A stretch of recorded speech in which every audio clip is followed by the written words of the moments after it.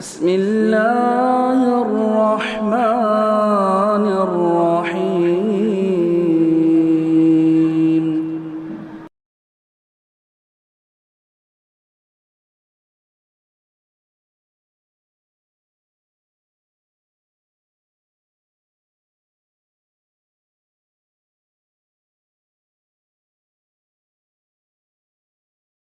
الحمد للہ رب العالمین والصلاة والسلام علی سید المرسلین وعلی آلہ وصحبہ اجمعین ومن تبعہم بإحسان الی یوم الدین. اعوذ باللہ من الشیطان الرجیم. بسم اللہ الرحمن الرحیم. سبحان الذی سخر لنا هذا وما كنا له مقرنین. استغفر اللہ. سبحان الذی اسری بعبدہ لیلا من المسجد الحرام الی المسجد الاقصی الذی بارکنا حولہ لنریہ من آیاتنا. محترم بزرگوں، حاضرین گرامی، گزارش ہے کہ جو لوگ منتشر ہیں اور اصحاب عذر نہیں ہیں وہ قریب آ جائیں، سمٹ جائیں. آج ہم جس سورہ مبارکہ کی ہدایات اور ارشادات پر مختصر گفتگو کرنے جا رہے ہیں وہ سورہ اسراء ہے، جس کا نام بنی اسرائیل بھی ہے. یہ دونوں نام اس کے بڑے مشہور ہیں.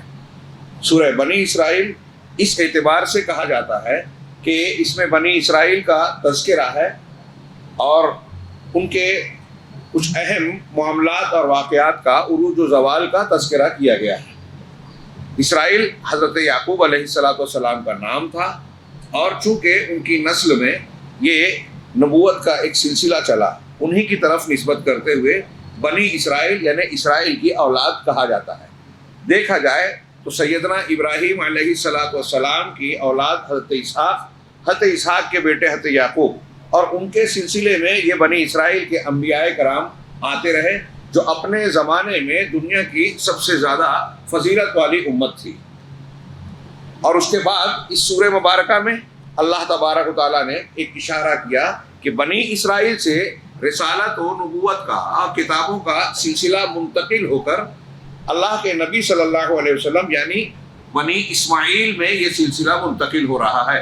جناب محمد رسول اللہ صلی اللہ علیہ وسلم حضرت ابراہیم کے دوسرے بیٹے حضرت اسماعیل علیہ السلام کی نسل سے تھے. تو اس اعتبار سے یہ بنی اسرائیل کا تذکرہ ہے. یہاں اس کا نام بنی اسرائیل بھی رکھا گیا. دوسرا نام سورۃ الاسراء ہے. اسراء کا معنی ہوتا ہے رات میں لے جانا. اللہ کے نبی جناب محمد رسول اللہ صلی اللہ علیہ وسلم کا وہ معجزاتی سفر جو مکہ سے بیت المقدس تک ہوا، اس کو اسراء کہا جاتا ہے اصطلاح میں. اور اس سورہ مبارکہ کی ابتدائی یعنی پہلی آیت کریمہ میں اسی واقعے کا تذکرہ ہے، اس کے مقصد کا ذکر ہے. اور درمیان میں بھی آیت نمبر غالباً 60 ہے، وما جعلنا الرؤيا التي اريناك الا فتنة للناس. یہ آیت بھی کہتے ہیں کہ اسی رویا کے متعلق ذکر کی گئی ہے. چنانچہ یہ ایک بہت عظیم الشان واقعہ ہے. جناب محمد رسول اللہ صلی اللہ علیہ وسلم کے لیے اور امت کے لیے اس میں بڑی حکمتیں جڑی ہوئی تھی. آپ کی تسلی کا سامان تھا، آپ کے لیے ایمانیات کی عین الیقین اور حق الیقین کی شکل میں غیبیات کی بہت سی چیزوں کو دکھایا گیا. ایسا سفر کرایا گیا جو دنیاوی اعتبار سے انسان کے ذہن و دماغ اور انسانی قدرت کے باہر تھا. پھر لوگوں کے لیے یہ آزمائش بنا، ہمارے اور آپ کے لیے بھی آزمائش بنا، جناب محمد رسول اللہ صلی اللہ علیہ وسلم کی نشانی بنا. اللہ رب العالمین نے فرمایا پہلی آیت کریمہ میں، سبحان الذی اسری بعبدہ لیلا من المسجد الحرام الی المسجد الاقصی. پاک ہے وہ ذات جو اپنے بندے کو لے گیا. عبد ہی کہا، ایک اہم واقعہ ہے، انسانی عقل کے پرے ہے. مکہ اور بیت المقدس جہاں جو فلسطین میں ہے، جہاں کا آج معاملہ چل رہا ہے اور کافی کچھ، اللہ رب العالمین نے کہا کہ وہاں سے وہاں لیلاً رات کے ایک چھوٹے سے حصے میں لے گیا اللہ تعالیٰ. یہ عقل کے خلاف تھی، اس لیے سبحانہ سے شروع ہوا. اور چونکہ ایک ایسا واقعہ ہے جو انسانی طاقت اور قدرت کے باہر ہے، اس لیے ہو سکتا ہے کچھ لوگوں کے ذہن و دماغ میں یہ آئے کہ محمد رسول اللہ صلی اللہ علیہ وسلم کو اللہ تعالیٰ کی خصوصیات حاصل ہو یا انسانوں کے دائرے سے بڑھ کر اللہ نے خصوصی صفات عطا کی ہو. تو کہا، یہاں عبد کا لفظ استعمال کیا، سبحان الذی اسری بعبدہ ہی کہا بے رسول ہی نہیں کہا، بے نبی ہی نہیں کہا، عبد کہا. یعنی اس معجزانہ سفر کے باوجود یہ دھیان میں رہے کہ نبی کریم صلی اللہ علیہ وسلم عبد ہیں، معبود نہیں ہیں، اللہ کی صفات سے متصف نہیں ہے، اور جو یہ معجزہ رونما ہو رہا ہے یہ آپ کی اپنی قدرت و طاقت نہیں ہے بلکہ اس ذات کی ہے جو ہر عیب سے پاک ہے. سبحان اللہ، پاک ہے وہ ذات جو رات کے ایک حصے میں لے گیا. اب رات کے ایک حصے میں یہاں سے بیت المقدس گئے، وہاں کئی چیزیں ہوئی. انبیاء کرام علیہ الصلوۃ والسلام کی امامت کی جناب محمد رسول اللہ صلی اللہ علیہ وسلم نے. گویا آپ کی مقام بھی بتایا گیا کہ آپ نبیوں کے سردار ہیں، اور یہ بھی کہ انبیاء کرام، انبیاء برحق جو دنیا کا انسانوں کا سب سے اونچا طبقہ ہے، وہ آپ کی اقتدا کر رہا ہے.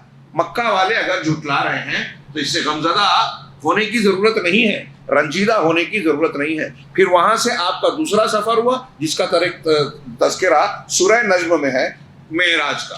معراج سیڑھی کو کہتے ہیں. یہ وہ سیڑھی نہیں ہے جو ہم جانتے ہیں، یہ غیب کی تھی. اسراء اور معراج سے متعلق جو حدیثیں ہیں، اللہ کے نبی صلی اللہ علیہ وسلم نے بار بار اس میں ثم عرج بی کہا گیا. اور یہاں سے بیت المقدس اور وہاں سے جو سفر ہوا براق نامی سواری پر ہوا جو بجلی کی رفتار کا تھا، اس لیے برق سے براق اس کا نام رکھا. گھوڑے سے چھوٹا اور کہتے ہیں جو بغل کیا کہیں گے خچر سے کچھ بڑا، اور اس کے ایک چھلانگ حد نگاہ تک ہوتی تھی. اس پر سوار ہو کے آپ اتنا لمبا سفر طے کر رہے ہیں. تو رات کے ایک حصے میں آپ بیت المقدس گئے، پھر وہاں سے آسمان پر گئے. پہلے آسمان پر پوچھا گیا، کھولا گیا، حضرت آدم سے ملاقات ہوئی. ہر آسمان پر نبیوں نے آپ کا استقبال کیا، آپ کو سلام کیا، عبد صالح کہا اور آپ پر ایمان لایا. اللہ تعالیٰ نے بتایا کہ دیکھیے انبیاء کرام ایمان لا رہے ہیں. 7ویں آسمان کے بعد آپ سدرۃ المنتہا تک پہنچتے ہیں جو ایک درخت ہے جس کی خوبیاں اللہ کے رسول صلی اللہ علیہ وسلم نے کہا کہ میں بیان نہیں کر سکتا. بڑے بڑے پتے، انتہائی خوش رنگ، اور وہ 7ویں آسمان سے اس کے تنا اور جڑیں جو ہے 6ٹھے آسمان تک کتنا تک پھیلا ہوا تھا. کتنا عظیم الشان وہ درخت ہوگا. وہاں سے آپ بڑھتے ہیں اور اللہ رب العالمین کے سے ہم کلام ہوتے ہیں. اللہ کے رسول صلی اللہ علیہ وسلم، یہاں اختلاف ہے کہ آپ اللہ کو دیکھا یا نہیں دیکھا. صحیح بات یہ ہے کہ اللہ کو نہیں دیکھا. آپ نے خود کہا کہ نور انا یراہ، کہ وہ نور ہے، کہاں سے دیکھے گا، کہاں سے دیکھا جا سکتا ہے. حجاب کو دیکھا. اللہ رب العالمین سے شرف کلام حاصل کیا، اور پھر اس کے بعد آپ کو 3 تحفے دیے گئے. ایک 50 وقت کی پہلے نماز دی گئی جو پھر واپسی میں حضرت موسیٰ کے پاس گئے، مشورہ دیا، واپس گئے، بار بار آئے گئے، بار بار کلام کا شرف ملا، اور 50 5 ہو گئی. پھر اس کے علاوہ ایک تحفہ یہ دیا گیا، اللہ کی طرف سے کہا گیا کہ امت محمدیہ میں سے جو بھی لا الہ الا اللہ پر قائم رہے گا، شرک نہیں کرے گا، وہ جہنم میں ہمیشہ نہیں رہے گا. اول جہنم میں نہیں جائے گا، اور اگر گناہ کی کثرت سے جہنم میں گیا بھی تو نکالا جائے گا. دوسرے آمن الرسول، یعنی سورہ بقرہ کی آخری 2 آیتیں بھی تحفے میں دی گئی. نماز کو وہاں بلا کر دیا گیا، اس سے اس کی اہمیت اجاگر ہوتی ہے. پھر آپ کی واپسی ہوئی. یہ ایک مختصر سا میں نے تذکرہ کیا اس سفر کا. ظاہر سی بات ہے کہ یہ معمولی واقعہ نہیں تھا، بہت بڑا معجزہ تھا. کب ہوا، کس مہینے میں ہوا، ہر مرحلے میں اس سلسلے میں اختلاف ہے. واقعہ کتنی بار ہوا، راجع یہ ہے کہ ایک بار ہوا، اور یہ طے ہے کہ ہجرت سے پہلے ہوا، 1 سال پہلے ہوا. ہمارے یہاں مشہور ہے 27 رجب کو. یہ کوئی بالکل پکی اور پختہ بات نہیں ہے. کچھ مورخین کا یہ خیال ہے، کچھ الگ مہینہ اور الگ دن بیان کرتے ہیں. اس سے یہ بھی پتہ چلا کہ اس رات کو صحابہ کرام یا سلف اہتمام کر کے مناتے نہیں تھے، ورنہ اس کی تاریخ اور مہینہ لوگوں کو معلوم ہوتا. بہرحال اس سلسلے میں بڑے اختلافات ہیں، اور اس کی ضرورت نہیں تھی، اس لیے لوگوں کو بتایا نہیں گیا. تو یہ واقعہ ہوا اللہ کے نبی صلی اللہ علیہ وسلم کی بیداری کی حالت میں، روح اور جسم کے ساتھ. اور یہ طے ہے کہ ایک مرتبہ یہ روح اور جسم کے ساتھ ہوا.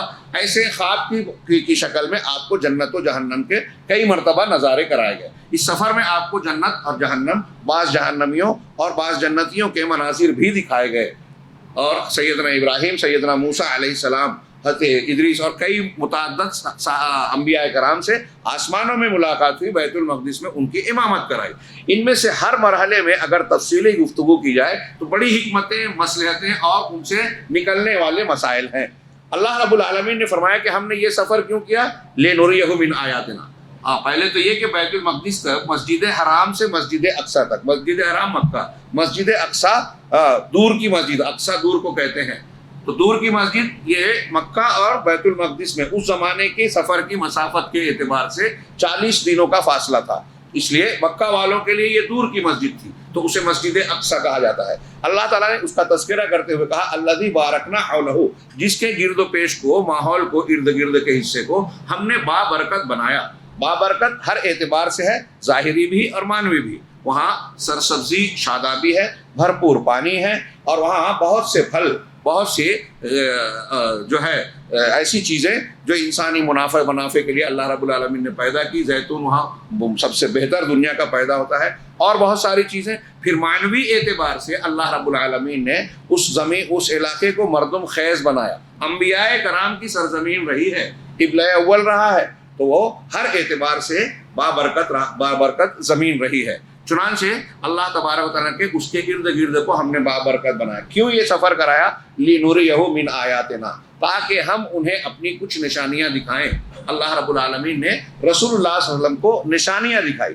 یہ واقعہ اہل علم کا کہنا ہے کہ ہجرت سے 1 سال پہلے حضرت خدیجہ الکبریٰ اور ابو طالب ان دونوں کی وفات کے بعد ہوا۔ اللہ کے نبی صلی اللہ علیہ وسلم کے لیے یہ عام الحزن تھا، غم اور دکھ کا جو ہے سال تھا، اور کفار مکہ دنیاوی اعتبار سے آپ کو اذیتیں پہنچانا چاہتے تھے، کئی مرتبہ قتل کا منصوبہ بھی بنایا، سب کچھ کیا، آپ کو روکنا چاہا، ناکام رہے۔ اس سلسلے میں ابو طالب آپ کی ڈھال بنتے تھے دنیاوی اعتبار سے۔ وہ جب دنیا سے چلے گئے تو ان کے اندر جرأت پیدا ہو سکتی تھی، اور اللہ کے نبی صلی اللہ علیہ وسلم کو ایک دکھ کی کیفیت طاری تھی۔ آپ کو یہ سفر کرایا گیا جس میں تسلی کا سامان آپ کے لیے تھا، ہمارے اور آپ کے لیے امتحان تھا کہ ہم مانتے ہیں یا نہیں مانتے۔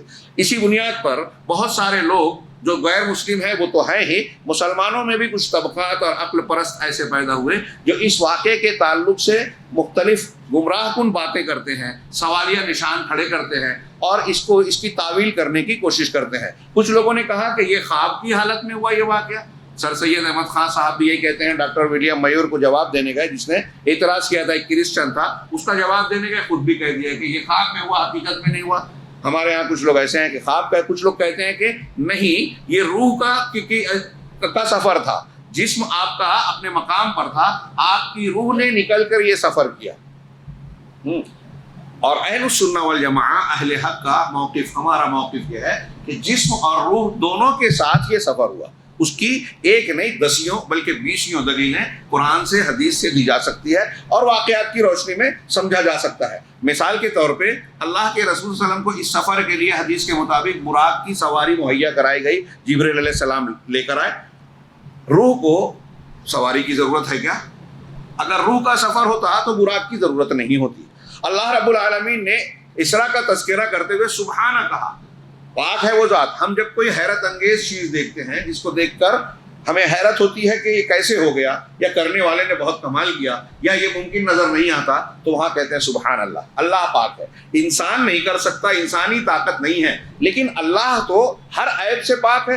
انما امرہ اذا اراد شیئا ان یقول له کن فیکون، وہ کچھ بھی کر سکتا ہے، اس کا حکم سے صرف کن کہنے کی دیر ہے، جو چاہتا ہے ہو جاتا ہے۔ تو سبحان اللہ، اللہ پاک ہے۔ اس واقعے کا تذکرہ بھی اللہ نے سبحانہ سے کیا۔ اس کا مطلب یہ ہوا کہ یہ حیرت کی چیز ہے، ایسا مقام ہے جو انسان کے لیے قابل قبول فوراً نہیں ہو سکتا۔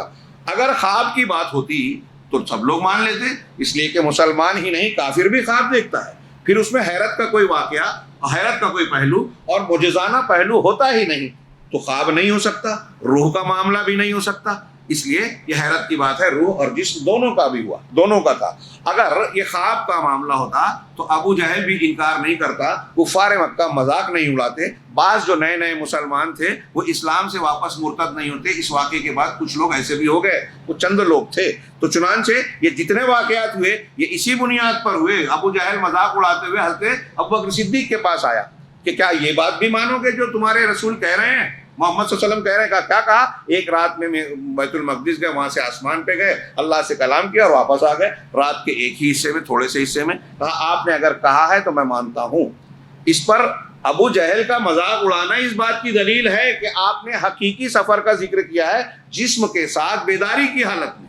اگر خواب دیکھا ہوتا تو ابو جہل کو مذاق اڑانے کا یا کفار مکہ کو مذاق اڑانے کا موقع ہی نہیں ملتا۔ پھر ابوبکر صدیق نے یہ بات مانی تو آپ کو بعض علماء کہتے ہیں کہ اسی بنیاد پر آپ کا نام اسی وقت سے صدیق پڑ گیا، یعنی سچائی کو قبول کرنے والے، تصدیق کرنے والے، سچ کو ماننے والے۔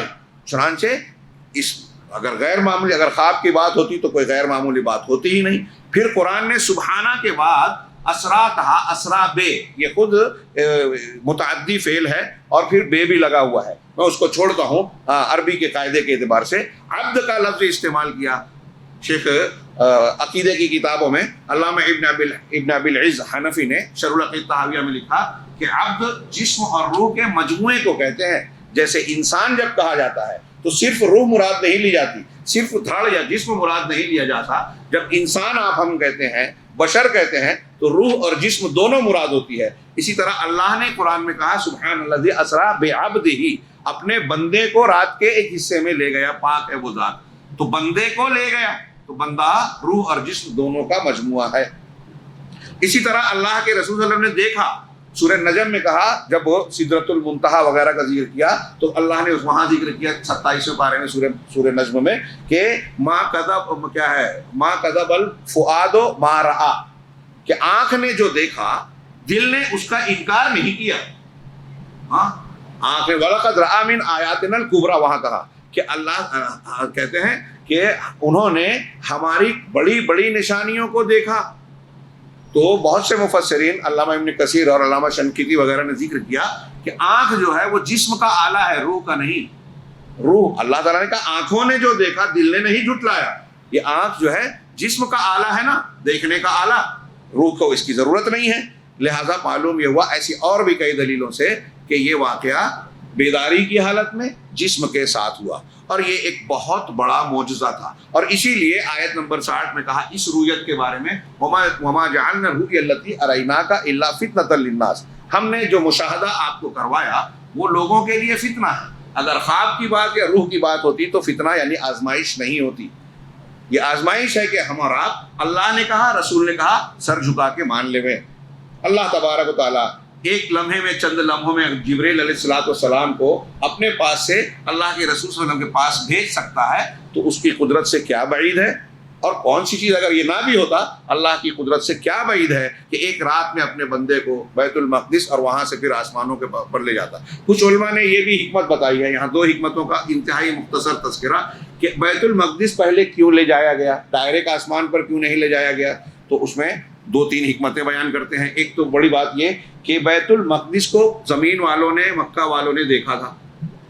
اللہ کے نبی صلی اللہ علیہ وسلم نے جب یہ ذکر کیا تو امتحان لینے کے لیے مکہ والوں نے پوچھا, جانتے تھے کہ آپ کبھی بیت المقدس گئے نہیں, تو آپ کا امتحان لینے کے لیے پوچھا اچھا بیت المقدس کے بارے میں بتائیے, تو اس کی کھڑکیاں کیسی ہیں, کتنی ہے, فلاں کیسے ہے, کتنا ہے. اللہ کے رسول اللہ نے بخاری یا مسلم کی روایت میں ہے بیان کیا کہ مجھے یاد نہیں تھا, لیکن اللہ نے اس کا منظر میرے سامنے کر دیا. میں ایک ایک چیز بیان کرتا گیا جس پر ان کو چپ ہونا پڑا, ماننا پڑا کہ کہیں کوئی بات انہوں نے غلط نہیں کہی ہے.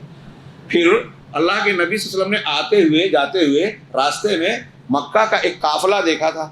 اس کی جو حیت تھی, جہاں انہوں نے پڑاؤ ڈالا تھا, جس حیت میں تھا کہ یہاں جانور بندے ہیں, فلاں لوگ وہاں ہیں, اور اس طرح سے خیمے ہیں, تو جس طریقے سے جو کنڈیشن تھی آپ نے مکہ والوں کو بتائی کہ میں نے راستے میں فلاں دن ان کو اس رات میں اس مقام پر اس حالت میں دیکھا تھا. اللہ کے نبی صلی اللہ علیہ وسلم نے جو بتایا, جب کفار مکہ نے تحقیق کی تو پتہ چلا کہ بالکل صحیح بات ہے, اس سے بھی تصدیق ہوئی.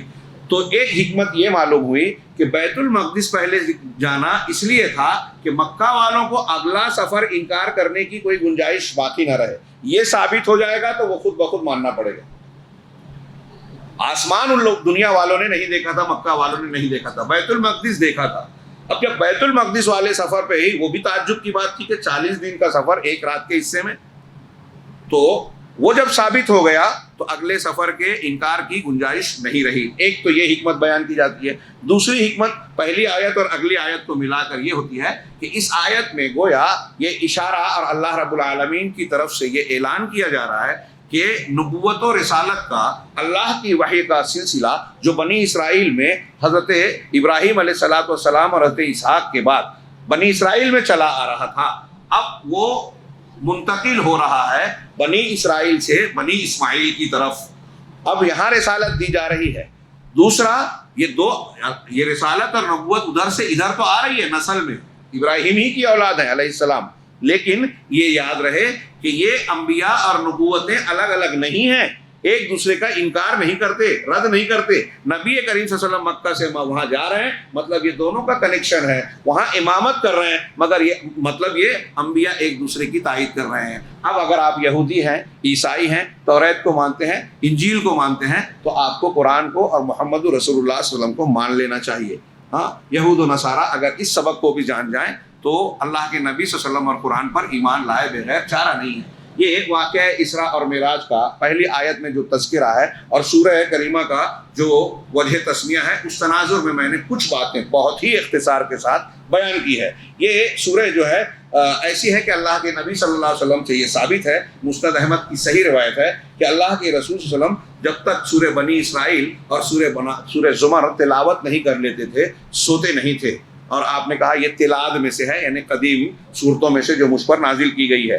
سورت کے آغاز میں بھی، ابتدائی آیتوں میں بھی اللہ نے قرآن کا تذکرہ کیا ہے، ان ھذا القرآن یہدی للتی ہی اقوم، اور آخر میں بھی اللہ تبارک و تعالیٰ نے وبالحق انزلناہ وبالحق نزل کہہ کے قرآن کی کا تذکرہ کیا ہے۔ اس اعتبار سے پورے قرآن کا، پورے بنی اسرائیل کا مضمون اگر آپ کھنگا لیں تو مرکزی اور محوری اعتبار سے قرآن کریم کی قدر و قیمت اس سے واضح ہوتی ہے۔ رمضان المبارک، لیلۃ القدر کے حوالے سے ہم بار بار اس کا تذکرہ کرتے ہیں۔ اس سورہ مبارکہ میں بھی قرآن کی قدر و قیمت کو اجاگر اور واضح کیا گیا ہے۔ اس کے بعض موضوعات کا تذکرہ ہم کریں۔ سب سے پہلا موضوع جو ہمارے سامنے کتاب ہے، اس میں وہ بات جو میں نے بیان کی کہ یہ کتاب اور رسالت بنی اسرائیل سے جدید امت یعنی امت عرب کی طرف منتقل ہو رہا ہے۔ یہ آیت نمبر 2، 3 بلکہ میں کہوں گا کہ آیت نمبر 1 میں بھی اس کا اشارہ موجود ہے، میں نے اسے بیان کیا۔ نمبر 2، بنی اسرائیل کا اپنی کتاب کے سلسلے میں تفرید کرنا، کوتاہی برتنا۔ اللہ تعالیٰ نے قرآن میں اس سورہ آیت نمبر 4 میں کہا وَقَضَيْنَا إِلَىٰ بَنِي إِسْرَائِيلَ فِي الْكِتَابِ لَتُفْسِدُنَّ فِي الْأَرْضِ، کہ بنی اسرائیل کے لیے ہم نے یہ فیصلہ بالکل طے کر دیا کہ تم زمین میں لَتُفْسِدُنَّ فِي الْأَرْضِ مرتين، 2 مرتبہ فساد مچاؤ گے، وَلَيَعْلُنَّ علوا کبیرہ، اور تم بڑی زبردست زیادتیاں کرو گے۔ ہاں، نتیجہ یہ نکلے گا کہ تم پر اللہ رب العالمین تمہارے دشمن کو مسلط کرے گا اور وہ تمہارے درمیان گھس کر تباہی مچائے گا۔ آگے کی آیت میں کہا گیا، اور پھر اس کی تفسیر بیان کرتے ہوئے لوگ کہتے ہیں کہ بنی اسرائیل کو بخت نصر کے حملے نے تو بالکل تباہ و برباد کر دیا، بہت سارے لوگوں کو قتل کیا، بہت سارے لوگوں کو قیدی بنایا، اور کچھ لوگ دوسرے حملوں کا بھی تذکرہ کرتے ہیں تاریخی طور پر۔ اور اس سے یہ بھی پتہ چلتا ہے کہ اللہ کی کتاب کے بارے میں جب آپ تفرید کریں گے تو زمین میں فساد پھیلانے والے ہوں گے، اور زمین میں جب فساد پھیلاؤ گے تو اللہ کا عذاب آئے گا، دشمن مسلط ہوں گے، تمہاری اینٹ سے اینٹ بجا دی جائے گی۔ اس سے پہلے بھی تذکرہ کیا گیا کہ یہودیوں کا ایسا حشر ہوا، اور آج صورتحال یہ بھی ہے کہ یہودیوں کے ہاتھوں مسلمانوں کا برا حال ہو رہا ہے۔ لیکن اللہ رب العالمین نے یہ بھی شریعت نے بتایا ہے کہ جب شریعت اور دین کی طرف رجوع کریں گے تو یہودیوں کو چن چن کے ختم کیا جائے گا اس دنیا میں۔ دوسرے نمبر پر اس کا مضمون ہے بنی اسرائیل۔ تیسرے نمبر پر وصول القرآن الی امت محمد صلی اللہ علیہ وسلم، امت محمدیہ تک قرآن کا پہنچنا اور قرآن کی قدر و قیمت۔ آیت نمبر 9 میں اللہ نے فرمایا ان ھذا القرآن یہدی للتی ہی اقوم وَيُبَشِّرَ الْمُؤْمِنِينَ الَّذِينَ يَعْمَلُونَ الصَّالِحَاتِ أَنَّ لَهُمْ أَجْرًا كَبِيرًا، کہ یہ قرآن جو ہے، اللہ نے فرمایا اس آیت میں، آیت کریمہ میں، کہ یہ قرآن اس راستے کی رہنمائی کرتا ہے جو اقوم ہے، سب سے زیادہ درست، سب سے صحیح، سب سے بہتر۔ اس ایک جملے کو آپ ایک کتاب سمجھیں، موٹی کتاب، کہ قرآن کی جتنی بھی ہدایتیں، تعلیمات ہیں وہ سب سے اچھی ہے۔ دنیا کا کوئی کتنی بھی عقل والا انسان، بلکہ ایک نہیں پوری جماعت پیدا ہو جائے، قانون بنائے، قرآن کے قانون اور قرآن کی تعلیم سے بہتر کسی کی تعلیم ہو ہی نہیں سکتی۔ اور آپ کمپیریزن کیجئے قرآن کی تعلیمات کا اور دنیا کے کسی بھی مذہب، کسی بھی کتاب اور ازم کی بڑی سے بڑی کتاب جو دنیا میں لوگ سمجھتے ہیں، توریت، انجیل، زبور، گرو گرنتھ صاحب، فلاں فلاں فلاں۔ قرآن نے اگر ایک حکم دیا ہے تو دوسری کتابوں میں، دوسرے مذاہب میں جو بھی حکم ہے اس سلسلے میں ان کا کمپیریٹیو اسٹڈی کیجئے، ان کا موازنہ کیجئے، ہاں، تو آپ اس نتیجے پہ آخر میں پہنچ کر رہیں گے، دنیا قبول کرے گی۔ جو بھی کسی فن کا ماہر ہے، ہاں، فرض کیجئے کہ ایک آدمی میڈیکل لائن کا ہے، سائنس والا، میڈیکل لائن کا، میڈیکل میں کوئی قرآن کی ایک بات ضمناً آئی ہے، اب دنیا کی دوسری کتابوں میں اس سلسلے میں جو بتایا گیا ہے اور اس کا مطالعہ کرے گا تو یہ مانے گا قرآن کی بات سب سے سچی، سب سے اچھی ہے۔ اسی طرح یہ تو میں نے میڈیکل یا دنیاوی اعتبار سے کہا، آپ عقیدے میں دیکھیے توحید جتنی صاف ستھری، جتنی واضح قرآن میں ملے گی کہیں نہیں ملے گی۔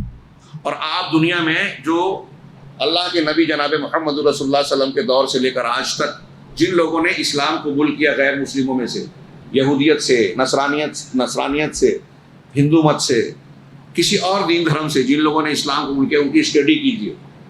ہاں، موقع ملے تو تھوڑا سا سرسری طور سے دو چار چند کتابوں کا مطالعہ کیجیے تو آپ کو یہ نتیجہ ملے گا کہ دو چیزیں، قرآن کا پڑھنا اور رسول اللہ صلی اللہ علیہ وسلم کی سیرت طیبہ کا پڑھنا سب سے زیادہ یہ، اور اس میں بھی قرآن سب سے زیادہ آپ کو مؤثر ملے گا۔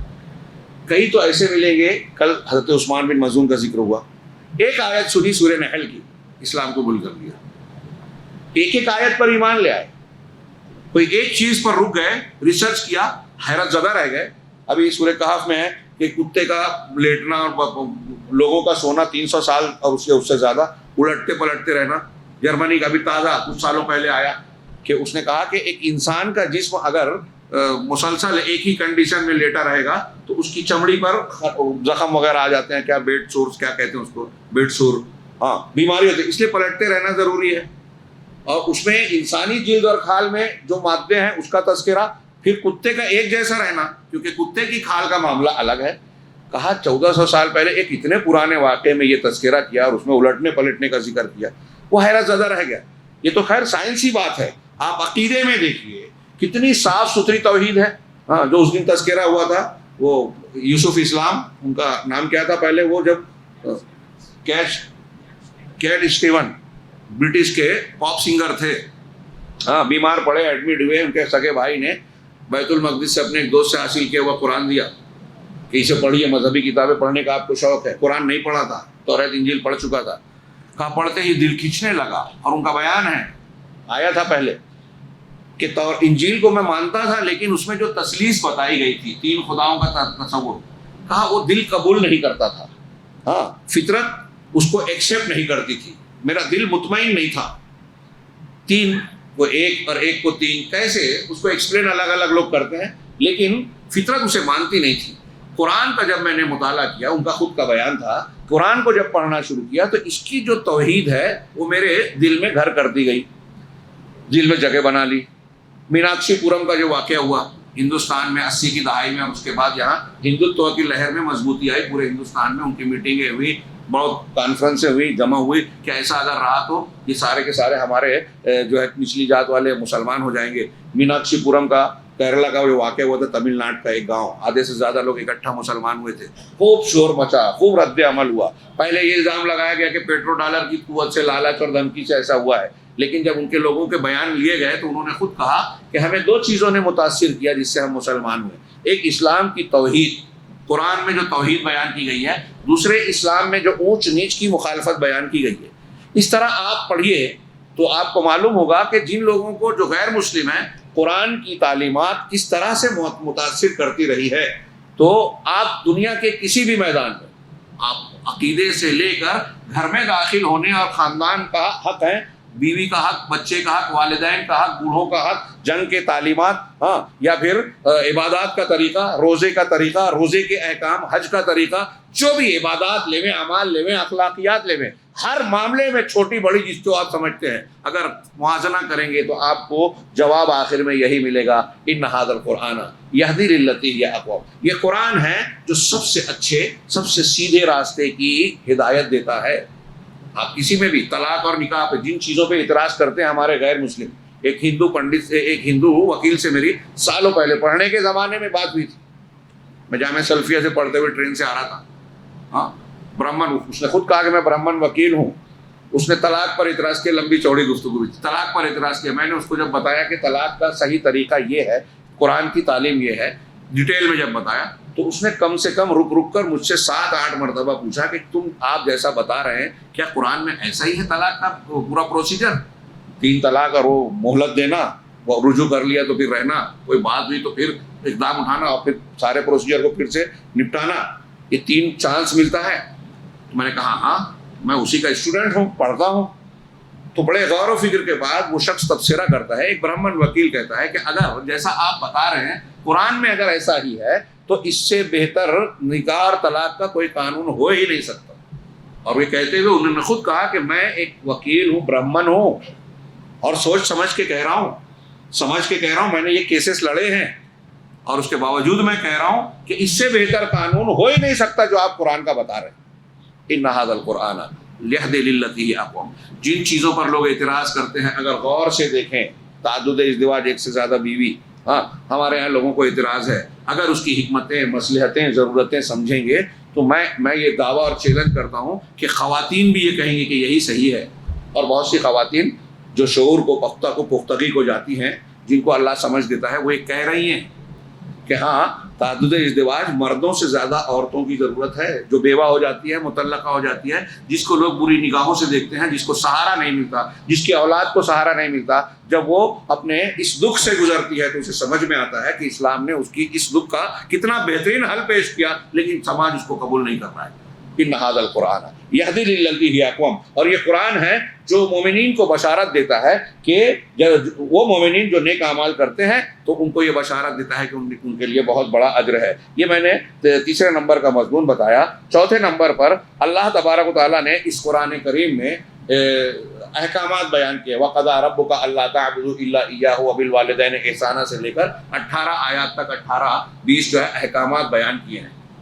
لا تجعل مع اللہ الہا آخر فتقعد مذموما مخذولا سے لے کر وقضى ربك، یہ جو احکامات بیان کیے ہیں اس میں والدین کے ساتھ حسن سلوک کا حکم ہے کہ والدین کے ساتھ حسن سلوک کرو. ان میں سے ایک یا دو بڑھاپے کو پہنچ جائیں تو ان کو جھڑکو نہیں، ان کو اف نہ کہو، اور ان کے حق میں دعائے خیر کرتے رہو. رب ارحمہما کما ربیانی صغیرا، کہ پروردگار ان پر ایسے ہی رحم کر جیسے انہوں نے بچپن میں مجھے پالا ہے، تربیت کی ہے، ان پر رحم کر. ان کو اف نہیں کہنا، اف نہیں کہنا. یہ ایک آیت میرا خیال ہے سویڈن کے اولڈ ایج ہوم میں عیسائیوں کے سامنے کچھ مسلمانوں نے پڑھی تو ایک بوڑھا آدمی روتے روتے کھڑا ہو گیا اور کہا کہ تم لوگوں نے یہ آیتیں اور یہ تعلیمات ہم تک پہنچانے میں 40 سال دیر کی. 40 سال پہلے مجھے اگر یہ تعلیمات معلوم ہوتی، میں اسے مان لیتا، اپنے بچوں کی ویسی تربیت کرتا، ماں باپ کا حق بتاتا، تو گھر سے نکال کے مجھے وہ یہاں نہیں بھیجتے اور روتا سکتا نہیں چھوڑتے. ان کو وقت نہیں ہے میرے لیے. اور آج ایسے اولڈ ہوم بنتے جا رہے ہیں. یہ قرآن کہہ رہا ہے کہ بوڑھا ہونے کے بعد وہ سامان کی طرح پرانا ہو کے پھینکنے کے لائق نہیں ہو گیا، اس کی اور عزت کی جائے. جیسے اس نے بچپن میں آپ کی دیکھ بھال کی، پرورش کی، ویسے اس کا حق ہے، اور سب کچھ کر کے بھی آپ اس کا حق ادا نہیں کر سکتے. اس کو اف نہیں کہہ سکتے. زیادتی بھی کر رہا ہے، صبر کرو. اللہ نے کہا تو یہ والدین کے ساتھ اس نے سلوک، اور رشتہ داروں کے ساتھ اسی آئینی آیتوں میں کہا گیا کہ قرابت داروں کا حق ادا کرو، یتیموں کا حق ادا کرو، اور فضول خرچی سے منع کیا گیا ہے. لا تبذروا ان المبذرین کانوا اخوان الشیاطین، کہ فضول خرچی مت کرو. مبذرین شیاطین کے بھائی ہوتے ہیں. ایک ہے تبذیر، ایک ہے اسراف. اسراف یہ ہے کہ آپ ضرورت کی چیز میں ضرورت سے زیادہ خرچ کر رہے ہیں. ایک پلیٹ سے پیٹ بھر رہا ہے، بلا وجہ 2 پلیٹ کا آرڈر دے رہے ہیں. یہ اسراف ہے، ضرورت میں زیادہ کرنا. اور ایک ایسی چیز ہے کہ آپ کی ضرورت ہے ہی نہیں، جو چیز آپ کے کام کی، فائدے کی ہے ہی نہیں، وہاں آپ خرچ کر رہے ہیں. گٹر میں پیسے ڈال رہے ہیں، سڑک پر پیسے پھینک رہے ہیں. جس چیز میں فائدہ نہیں ہے، جو چیز آپ کی نقصان دہ ہے، شراب میں یا کسی اور چیز میں نقصان دہ چیزوں میں خرچ کر رہے ہیں، یہ تبذیر ہے. تبذیر کرنے والے شیاطین کے بھائی ہیں. یہ تعلیم ہے. اسی طرح اولاد کو قتل کرنا کہ ہماری فیملی بڑی ہو جائے گی. ہمارے آج کل نعرہ چلا تھا نا وہ بین الاقوامی سطح پہ، خط استوا سے قریب بر صغیر اور جو بڑی آبادی والے ممالک ہیں، یہاں نسل بندی اور کم آبادی کی بات کہی جاتی ہے کہ چھوٹا پریوار سکھی پریوار. اور یورپ میں بولا جاتا ہے کہ زیادہ بچے پیدا کرو، ایک بچہ پیدا کرو، جتنا پیدا کرو گے گورنمنٹ ان کا خرچہ برداشت کرے گی. وہاں آبادی کم ہے، کہتے ہیں آدمیوں کی ضرورت ہے. اور یہاں کہتے ہیں کہ قدرتی غذائیں ہیں، کھیتیاں ہیں، معدنیات ہیں، یہاں بہت کچھ ہے، اس لیے یہاں لوگوں کو کم کرو تاکہ ہمارا حصہ بھی نہ کھا جائیں. اس پہ قبضہ کرنا ہے نا انہیں. لوگوں کو دھوکہ دیتے. پوری دنیا کا فراڈ ہے یہ، بہت بڑا فراڈ، آبادی والا. اللہ رب العالمین پیدا کرتا ہے تو اس نے ذمہ لیا ہے. اس آیت میں بتایا کہ اپنی اولاد کو فقر و فاقے کے، غریبی اور مفلسی کے خوف سے قتل مت کرو. اللہ تمہیں بھی روزی دیتا ہے اور انہیں بھی دے گا. تم کو ٹینشن نہیں لینا ہے. اللہ نے پیدا کیا ہے تو انتظام وہ کرے گا. ہاں اسی طریقے سے بغیر ناحق کسی جان کو، عام جانوں کو بھی قتل کرنے سے منع کیا گیا۔ اس میں ان آیتوں میں زنا کی بھی حرمت ہے، لا تقربوا الزنا، زنا سے قریب نہ جاؤ۔ اللہ نے یہ نہیں کہا کہ زنا مت کرو، یہ کہا کہ قریب نہ جاؤ، یعنی زنا کے قریب جانا یعنی اس کے مقدمات سے بھی بچو، نظر بد سے، بری نگاہوں سے، بے پردگی سے، ایسے کاموں سے جس سے آدمی زنا کے قریب جا سکتا ہے، جو آپ کے جنسی شہوانی جذبات کو بھڑکا سکتی ہے۔ اب یورپ اور امریکہ اور دوسری تہذیب کا معاملہ یہ ہے کہ آزادی کے نام پر آوارگی سکھا دی۔ ایک مرد اور عورت سر راہ چلتے چلتے، پارکوں ہی میں نہیں، راستوں میں، گاڑیوں میں اگر بوس و کنار کر رہے ہیں تو وہ برا نہیں ہے، آپ کھڑے ہو کے دیکھنے لگے تو قانوناً وہ غلط ہے۔ جب زنا کے قریب بھی نہیں جانا ہے، ایسا ماحول رہے گا تو کون قریب نہیں جائے گا، اس میں ڈبکی لگائے گا، اور لگا رہے ہیں۔ پھر اس کے کیا کیا نتائج ہیں، عذاب علیم کے شکل میں وہ مہذب معاشرہ جھیل رہا ہے۔ ہاں، ایڈز، سوزات، خودکشی، خاندان کا نہ ہونا، باپ کا پتہ نہ ہونا، کون وارث ہے کون وارث نہیں ہے اس کا معلوم نہ ہونا، ماں اور بیٹے میں، باپ اور بیٹی میں ناجائز تعلقات کا ہونا، ایسی بہت ساری چیزیں وہاں بہت سے سنگین مسائل پیدا کر رہی ہیں۔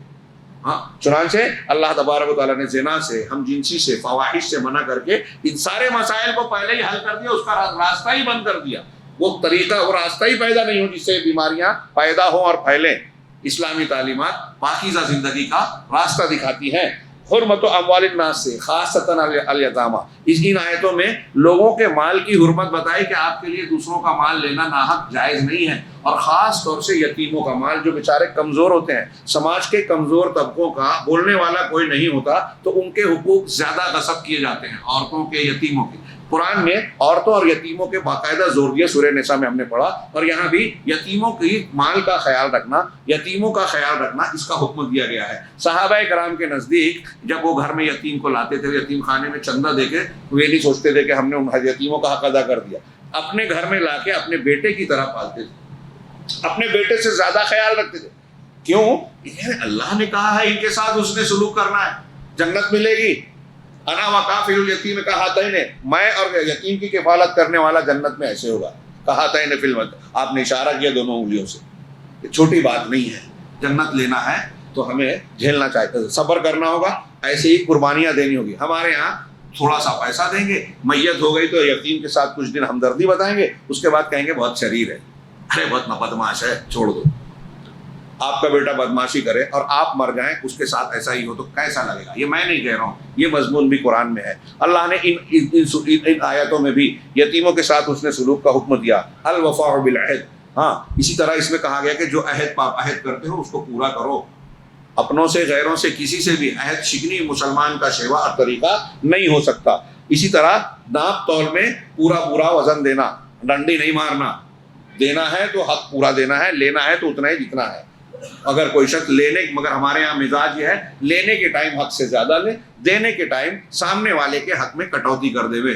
ناپ تول میں کمی صرف ترازو میں نہیں ہوتی، دودھ میں پانی ملا دیں، سونے میں پیتل ملا دیں، یا کسی اور طریقے سے آپ حق حقوق میں کاٹ کسر کریں۔ وراثت اور پراپرٹی میں لوگ کہتے ہیں جو گھر قیمتی ہے وہ اپنے نامے کر لیتے ہیں، جو کم قیمت والا ہے بہن کو بولتے ہیں کہ بہن میں تم کو وہ گھر دے رہا ہوں، اور وہ بھی احسان کے اظہار کے ساتھ کہ میں قربانی دے رہا ہوں، اور وہی بہن پلٹ کے کہہ دے کہ ٹھیک ہے ایسا کرتے ہیں، قربانی میں دیتی ہوں، آپ جو لے رہے ہو مجھے دے دو، میں جو لے رہی ہوں اسے وہ آپ لے لو، تو فوراً پلٹ جاتا ہے آدمی کہ نہیں ہم ایسی قربانی کو نہیں چھوڑ سکتے۔ کہا یتیم و مال ناپ تول میں پورا کیا۔ التواضع، اسی طرح سے کہا گیا کہ تواضع اختیار کی جائے، گھمنڈ نہیں۔ لا تمشی فی الارض مرحا، زمین میں اکڑ کے مت چلو، انہی آیتوں میں ہے، زمین میں اکڑ کے نہ چلو۔ انک لن تبلغ الجبال طولا، انک لن تخرق الارض ولن تبلغ الجبال طولا، زمین میں اکڑ کے اترا کے چلو مت، نہ تم زمین کو پھاڑ پاؤ گے اور نہ اپنی بلندی میں پہاڑ کو پہنچ پاؤ گے۔ جس زمین پہ چل رہے ہیں اسے دیکھ لو تو اپنی اوقات معلوم ہو جائے، تمہارے ارد گرد پہاڑ ہے کتنے اونچے ہیں، تب اوقات پتہ چل جائے تمہاری اور ہماری حیثیت ہی کیا ہے۔ تو گھمنڈ نہ کرو، اللہ کو پسند نہیں ہے، تکبر کرنے والے کو اللہ نیچا کر دیتا ہے۔ یہ سارے پیغامات ان آیتوں میں آپ دیکھیے، آیت نمبر 23 سے آیت نمبر 38 تک ہے۔ اس میں ان آیتوں کے تعلق سے یہاں نہیں ہے، میں بیان کروں کہ ان آیتوں کو بیان کرتے ہوئے ایک خاص بات نوٹ کیجئے کہ اللہ نے یہ سارے احکامات بیان کیے. جس سماج میں ان احکامات کو اختیار کیا جائے گا وہ سماج سکھی ہوگا, حقدار کو حق ملے گا, کمزور بھی مظلوم نہیں رہے گا. اور یہ دنیا کو اس کی ضرورت ہے. آج اقوام متحدہ WHO کاغذ پہ لکھتے ہیں انسانی حقوق اور فلاں اور فلاں, صرف کاغذ پہ لکھا ہوا ہے. سارے دنیا میں ظلم زیادتی پھیلی ہوئی ہے, طاقتور کے ہاتھ میں وہ کھلونا بنا ہوا ہے. اسلام نے یہ تعلیمات دی تو کمزوروں کو حقوق دیے. اللہ کے نبی صلی اللہ علیہ وسلم نے اور قرآن نے صرف تھیوری نہیں پیش کی, صرف نظریہ نہیں کیا, کاغذ پہ صرف قانون نہیں دیا, پریکٹیکل میں عملی زندگی میں کر کے بتایا. اور ایک ایمان والا انسان کرتا ہے. ہم اور آپ پڑھ رہے ہیں, اگر ایمان ہے تو ہم اس پر عمل کریں گے. ان آیتوں کے ابتدا میں بھی اور آخر میں, شروع میں بھی اور آخر میں بھی اللہ نے شرک سے منع کیا. ان احکامات کو بیان کرنے سے پہلے اللہ نے کہا لا تجعل مع اللہ الہا آخر فتقعد مذموما مخذولا. اللہ کے ساتھ کسی دوسرے معبود کو نہ بناؤ ورنہ تم مذموم ہو جاؤ گے. مذموم محمود کی ضد ہے, انہیں قابل مذمت بن جاؤ گے. مذموما مخذولا, اور مخذول ہو جاؤ گے. مخذول اسے کہتے ہیں جس کی مدد نہ کی جائے. اللہ کہہ رہا ہے کہ شرک کرو گے تو تمہاری مدد نہیں ہوگی, تمہاری مذمت ہوگی. پوری دنیا کے آج کے مسلمانوں پر جو بھی افتاد آ رہی ہے, صرف اس ایک آیت کے آئینے میں دیکھیے کہ ہماری محرومی, اللہ سے مدد نہ آنے کی بڑی وجہ شرک ہے. کیا مسلمانوں کی صفوں میں, عقیدوں میں, عمل میں شرک نہیں ہے؟ ہر جگہ شرک ہے. اب اللہ کی مدد اگر لینی ہے, اللہ کی مدد کا حقدار بننا ہے, تو اس شرک کو اپنے سماج سے, عقیدے اور عمل سے کھرچ کر نکالنا ہوگا. لیکن آپ کھرچنے جائیں تو کہیں گے ارے اختلافی بات کر رہا ہے, بزرگوں کی توہین کر رہا ہے, مسلکی بات کر رہا ہے. شرک کس کا مسلک ہے؟ ہاں, اب آپ جو شرک کر رہے ہیں اس شرک کو قرآن سے ثابت کرنے کی, یا اور گستاخی قرآن سے ثابت کرنے کی کوشش کرتے ہیں. تو ہمارے سماج میں شرک ہے سب سے زیادہ. اگر مسلمانوں کی مدد کرنی ہے, میرا یہ جملہ محفوظ کیا جائے ذہنوں میں, کہ اگر مسلمانوں کی مدد کرنی ہے, مسلمانوں کو اللہ کی مدد ملنے کی خواہش ہے, تو سب سے زیادہ لڑائی کیجیے شرک سے. شرک سے لڑیے, مسلمانوں کی مدد کیجیے.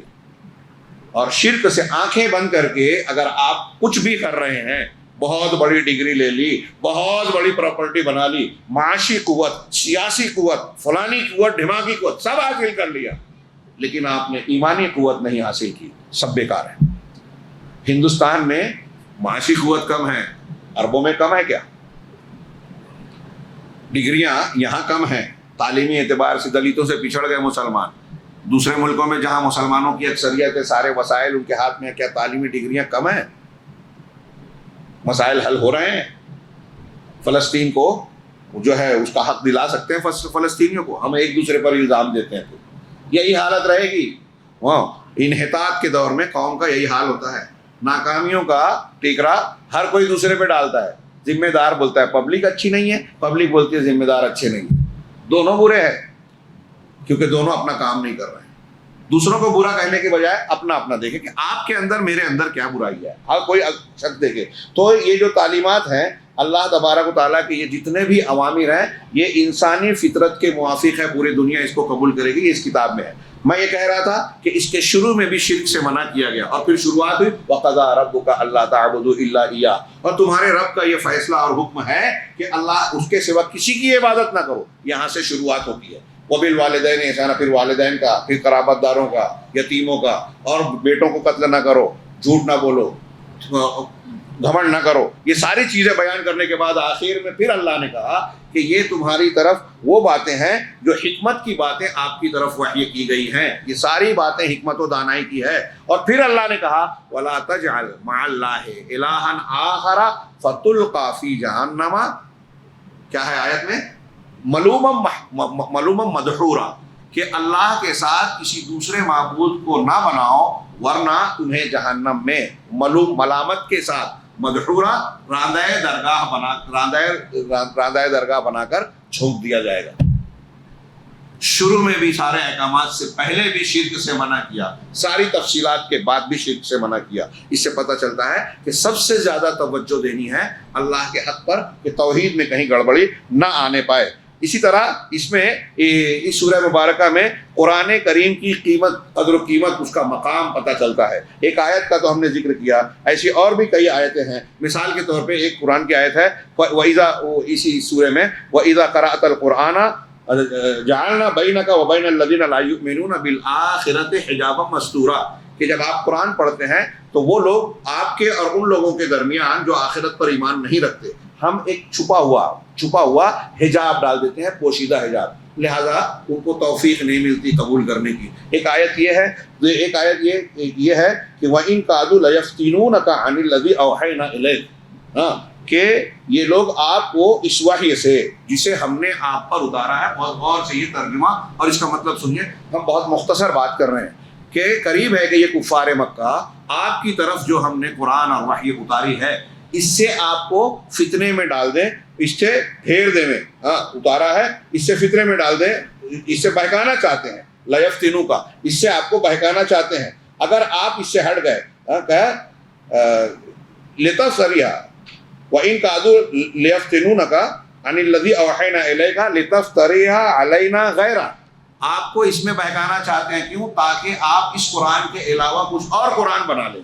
وہ ایسا چاہتے ہیں کفار، ہم سے بھی بہت سے لوگ چاہتے ہیں یکساں سول کوڈ اور اس کی بحث کر کے قرآن چینج کر دو، اب نہیں ہو رہے تو قوانین بن رہے ہیں ہمارے خلاف، ہاں، تو ہم آپ اس کے علاوہ کوئی دین بنا لے میں، قرآن بنا لے میں۔ اللہ نے آگے کہا وَإِذًا لَاتَّخَذُوكَ خَلِيلًا، اگر آپ ایسا کریں گے تو یہ آپ کو اپنا دوست بنا لیں گے، اپنے دین سے ہٹ جاؤ تو وہ دوست بنو گے۔ آج کل قومی یکجہتی کا مظاہرہ کرنے کے لیے کچھ مسلمان یہی کرتے ہیں، ہاں، کہ یہ بھی صحیح ہے وہ بھی صحیح، ان کے شرکیہ پروگراموں میں، تہواروں میں، پوجا پاٹ میں شریک ہو جاتے ہیں۔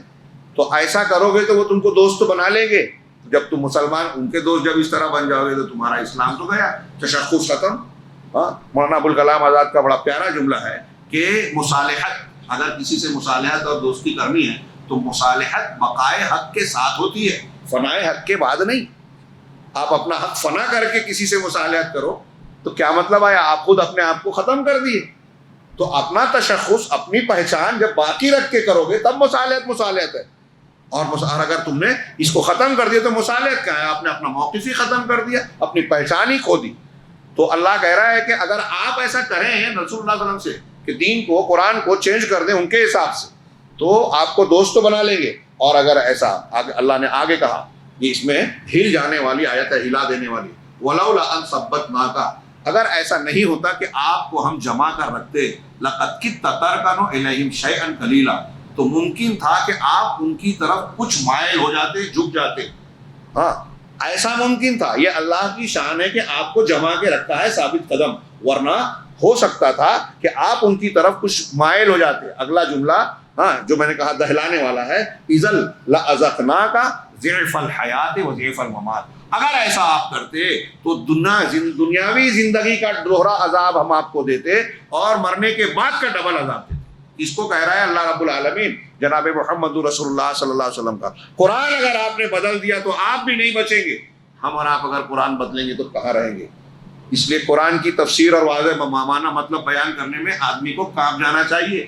ہاں، یہ منکرین حدیث، یہ مخصوص مذاہب اور مسلکوں کو ماننے والے، خود ساختہ قوانین کو بنانے والے، اپنی عقل پر اعتماد کرنے والے، اپنی عقل سے قرآن کا معنی اور مطلب بتانے کی کوشش کرتے ہیں، جرأت کرتے ہیں۔ یہ ڈر تھا، اللہ کے نبی سے یہ کہا جا رہا ہے اور مقامات پر کہا جا رہا ہے۔ یہی وجہ ہے کہ سیدنا ابوبکر صدیق سے جب پوچھا گیا کہ فاکہۃ و ابا میں ابا کا کیا مطلب ہے قرآن میں جو ذکر کیا گیا ہے، تو ان کو معلوم نہیں تھا، تو حضرت ابوبکر صدیق نے یہ نہیں کہا کہ میں یہ سمجھتا ہوں، مجھے یہ لگتا ہے، بلکہ یہ کہا ایو سماء تذلنی وایو ارض تقلنی اذا قلت فی کلام اللہ ما لا اعلم، کہ کون سا آسمان مجھ کو سایہ دے گا اور کون سی زمین پناہ دے گی اگر میں اللہ کے کلام میں وہ بات کہوں جو مجھے نہیں معلوم۔ آج تفسیریں لکھ رہے ہیں دانش مندی کا مظاہرہ کر کے، تفہیم القرآن، تدبر قرآن، فلانا قرآن، ڈھمکا قرآن، ایسی بہت سی آیات کی تفسیر کی جو قرآن و حدیث سے میل ہی نہیں کھاتی، اور لوگ اس پر جو ہے اشش کرتے ہیں۔ سبحان اللہ، الحمدللہ، کیا بات ہے، نکات ہے۔ ہاں، حدیثوں کا، صحیح حدیثوں کا رد کر کے اپنی عقل کی بنیاد پر قرآن کا معنی آپ بتا رہے ہیں اور لوگ اس کو قبول کر رہے ہیں۔ یہ جاگنا پڑے گا۔ اللہ رب العالمین، یہ آیت جو ہے میں نے پڑھی ہے، اللہ کے رسول سے اللہ تعالیٰ کہہ رہا ہے کہ اگر آپ ان کی طرف مائل ہو گئے، کچھ بھی قرآن میں چینجنگ کرنے والی بات یا ان کی بات کو ماننے والا موقف اختیار کر لیا، تو دنیا میں دوہرا عذاب دیں گے آپ کو اور آخرت میں بھی۔ ہلا دینے والی بات کیا یہ نہیں ہے؟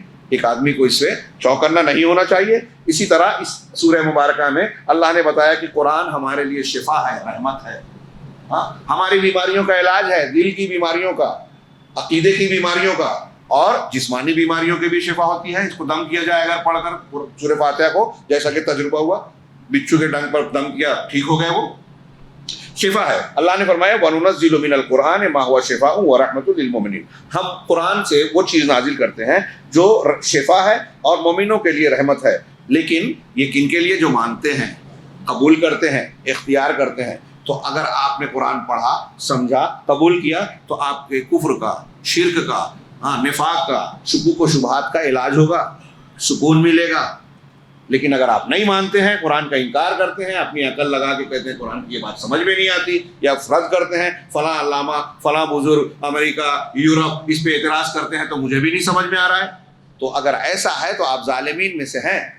اللہ نے کہا وَلَا يَزِيدُ الظَّالِمِينَ إِلَّا خَسَارًا، یہ قرآن رحمت اور شفا تو ہے، لیکن ظالموں کو صرف نقصان بڑھاتا ہے، ظالموں کے لیے نقصان اور خسارے میں اضافہ کرتا ہے، کیونکہ جب آپ کوئی آیت سن کے ایک آدمی نہیں مانتا تو وہ عذاب کو دعوت دیتا ہے، تو خسارے میں ہی پڑنے والا ہے۔ اسی طرح اس میں قرآن کی عظمت و جلال بھی معلوم پڑتی ہے۔ آیت نمبر 88-90 میں بہت شارٹ سے کہہ رہا ہوں، یہ آیت سنیے اور غور کیجیے۔ اللہ تعالیٰ نے خبر دی اس میں، قُلْ لَئِنِ اجْتَمَعَتِ الْإِنسُ وَالْجِنُّ عَلَىٰ أَن يَأْتُوا بِمِثْلِ هَٰذَا الْقُرْآنِ لَا يَأْتُونَ بِمِثْلِهِ وَلَوْ كَانَ بَعْضُهُمْ لِبَعْضٍ ظَهِيرًا، چھوٹی بات نہیں ہے، بہت بڑا چیلنج ہے، خبر ہے یہ چیلنج، دوسری جگہ اس میں چیلنج نہیں ہے۔ اللہ نے کہا کہ آپ ان سے کہیے کہ اگر سارے انسان اور سارے جنات اکٹھا ہو جائے، ایک دو نہیں، سارے انسان سارے جنات اکٹھا ہو جائیں، کس بات پر؟ عَلَىٰ أَن يَأْتُوا بِمِثْلِ هَٰذَا الْقُرْآنِ، اس بات پر متفق ہو جائیں کہ اس قرآن کے جیسا قرآن بنا لے، اس جیسا قرآن ہم کچھ بنا کے لے آئیں نا، تو کہا لا یأتون بمثلہ، اس کے جیسا وہ قرآن نہیں لا پائیں گے، یہ خبر دے رہا ہے اللہ تعالیٰ، نہیں لا پائیں گے۔ وَلَوْ كَانَ بَعْضُهُمْ لِبَعْضٍ ظَهِيرًا، اگرچہ وہ ایک دوسرے کے مددگار ہی کیوں نہ ہو۔ میں نے کہا یہ چھوٹی بات ہے، تھوڑی دیر کے لیے غور کیجیے، کن کے بیچ میں یہ بات کہی جا رہی ہے؟ مکہ میں کہی جا رہی ہے۔ کہ عرب کے لوگ تھے جو اپنے آپ کو زبان دان کہتے تھے، بہت اونچی زبان والا، اعلیٰ زبان والا، ادب والا، فصیح اور بلیغ کے، فصاحت و بلاغت کے اعلیٰ مقام پر، ان کے بیچ کہا جا رہا ہے کہ نہیں لا پاؤ گے۔ اب اللہ کے رسول صلی اللہ علیہ وسلم جو امی ہیں ایک چیلنج کر رہے ہیں، آپ اس کے بعد کتنے سالوں تک رہے؟ مکہ والوں نے آپ کے خلاف کیا نہیں کیا، سازش کی، الزامات لگائے، نفسیاتی، ذہنی، جسمانی تکلیفیں دی، آپ کے ایمان لانے والوں کو تکلیفیں دی، ان کو قتل کیا، ہجرت پر مجبور کیا، قتل کا منصوبہ بنایا، جنگ کی، سب کیا، اس کا جواب نہیں دیا۔ قرآن نے جگہ جگہ چیلنج کیا، سورہ بقرہ میں، سورہ یونس میں، سورہ ہود میں، سورہ طور میں، کہیں کہا کہ اس جیسی ایک سورہ بنا کے لے آؤ، اس جیسی 10 آیتیں بنا کے لے آؤ، اس جیسی ایک فلیاتو بحدیث مثلہ، سورہ طور میں ایک آیت بنا کے ایک حدیث لے آؤ اس کے جیسی۔ سوچئے، غور کیجئے، آپ کا اور میرا جھگڑا ہو جائے، آپ مجھ کو اور میں آپ کو رد کرنا چاہتا ہوں، اب میں آپ کو چیلنج کر رہا ہوں کہ اگر دم ہے، اگر سچے ہو تو ایسا کر کے بتاؤ۔ اب آپ غصے میں بھی ہیں، مجھ کو رد بھی کرنا چاہتے ہیں، تو کیا آپ وہ کام نہیں کریں گے جس کا میں چیلنج کر رہا ہوں؟ اگر آپ کر سکتے تو نہیں کریں گے؟ ہمارے یہاں تو بیوی غصے میں بولتی ہے کہ اگر اپنے باپ کی اولاد ہے تو طلاق دے کے بتا دو کہ یہ باپ کی اولاد رہتا ہے، بتاتا ہے کہ تو چیلنج کر رہی ہے، ماں کا دودھ پیا ہے تو طلاق دے کے بتا، تو بولتا ہے ہاں میں نے ماں کا دودھ پیا ہے۔ چھوٹی باتوں میں گھر میں ایسا کرتے ہیں، کوئی دشمن اگر آپ کو ایسا چیلنج کرے تو آپ بتائیں گے نہیں کہ آپ نے ماں کا دودھ پیا ہے؟ کریں گے نا؟ میں پوچھ رہا ہوں آپ سے۔ اب اللہ تعالیٰ، اللہ کے رسول صلی اللہ علیہ وسلم ان کے مذہب کا رد کر رہے ہو، کہہ رہے ہیں ہمارے باپ دادا کے دین کا تم رد کر رہے ہو، ہماری مخالفت کر رہے ہو۔ کتنی مخالفت کی؟ تو اللہ کے نبی صلی اللہ علیہ وسلم کو رد کرنے کا اگر کفار مکہ کو کوئی موقع ملتا تو چھوڑتے کیا؟ آپ کو غلط ثابت کرنے کا کوئی موقع ہاتھ آتا تو اس کو ترک کرتے کیا؟ سوال ہی نہیں۔ اب اللہ کے رسول صلی اللہ علیہ وسلم بار بار چیلنج کر رہے ہیں، قرآن کر رہا ہے کہ اگر میرا کلام ہے تو میں بھی انسان ہوں، تم بھی انسان ہو، تمہارے درمیان پلا بڑا ہوں، کسی اسکول کالج میں کسی کتاب کو پڑھا نہیں ہوں۔ اب اچانک 40 سال بعد میں ایک ایسا کلام پیش کر رہا ہوں جس کے بارے میں چیلنج کر رہا ہوں کہ اس جیسا کلام پیش لے آؤ۔ میں اگر انسان ہوں تو تم بھی میری طرح انسان ہو، اور تم انسان ہو تو میں بھی، اگر میں بنا سکتا ہوں تو تم بھی بنا کر بتاؤ۔ سب کچھ کیا انہوں نے، یہ نہیں کیا۔